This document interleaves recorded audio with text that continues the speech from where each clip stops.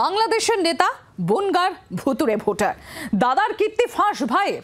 বনগাঁর মতিগঞ্জের অজয় কুমার বক্সি আদতে বাংলাদেশের বাসিন্দা, খুলনার ভোটেও দাঁড়িয়েছিলেন এক সময়, অথচ ভারতের ভোটার তালিকাতেও জলজল করছে তার নাম। দাদার কীর্তি ফাঁস করে থানার দ্বারস্থ ভাই সঞ্জয় বক্সি। 1980-তে রূপলি পর্দায় তাপস পালের দাদার কীর্তি, আর 2025-এ বাস্তবে অন্য এক দাদার কীর্তি ফাঁস। দাদা বাংলাদেশের নেতা, অথচ জলজল করছে ভারতের ভোটার তালিকায়। কীর্তি ফাঁস করলেন স্বয়ং ভাই।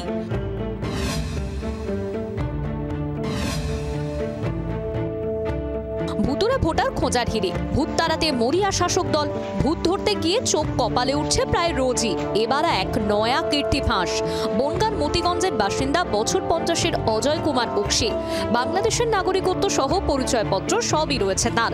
খুলনার ঠিকানা, এমনকি বাংলাদেশের ভোটেও দাঁড়িয়েছেন। এই মনোরঞ্জনের নামই জলজল করছে ভারতের ভোটার তালিকায়। ইতিমধ্যেই ভারতে বেশ কয়েক কাঠা জমিও কিনেছেন তিনি। বিষয়টি জানিয়ে তথ্য প্রমাণ সহ থানায় অভিযোগ দায়ের করেছেন ভাই সঞ্জয় বক্সি। জমি সংক্রান্ত বিবাদে দীর্ঘদিন ধরে সঞ্জয়ের উপর মনোরঞ্জন অত্যাচার চালাচ্ছে বলে অভিযোগ। এখানে একটা কমপ্লেন করেছিলাম, যেখানে থাকি সেই জায়গায় মানে বাংলাদেশের লোক, কাগজপত্র সবই আছে, বাংলাদেশেরও আছে। তারপরে সেই করে এখানে আসে, মাঝে মাঝে আসে, এবং এর সাথে সহযোগীও আছে সুব্রত মজুমদার। ঠিক আছে, সে থেকে আমরা বিভিন্ন রকম অত্যাচার করে। বিষয়টি সামনে আসতেই শুরু হয়েছে শাসক বিরোধী তরজা। এইভাবে তো আমরা যে তদন্ত করছে আমাদের বুথ স্তরের, বুথ লেভেলের কর্মীরা, অনেক আমরা পেয়েছি। সেই রকমভাবে এটাও সেই রকম একটা ঘটনা। আমরা এটাও তদন্ত করে দেখছি, উপযুক্ত ব্যবস্থা নিয়ে প্রশাসনকে জানাচ্ছি যে সরকারিভাবে প্রশাসনিক ব্যবস্থার মধ্যে দিয়ে যেটুকু করা নিশ্চিতভাবে সরকার সেভাবে করছে।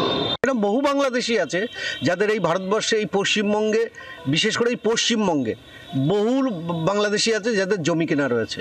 তারা ওপার বাংলারও ভোটার, এপার বাংলারও ভোটার, এপার বাংলার তৃণমূলের ভোট ব্যাংকের।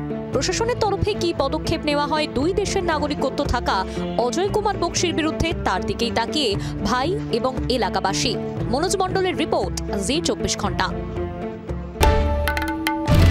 বাংলার আওয়াজ, বাঙালির আবেগ, জি 24 ঘন্টা।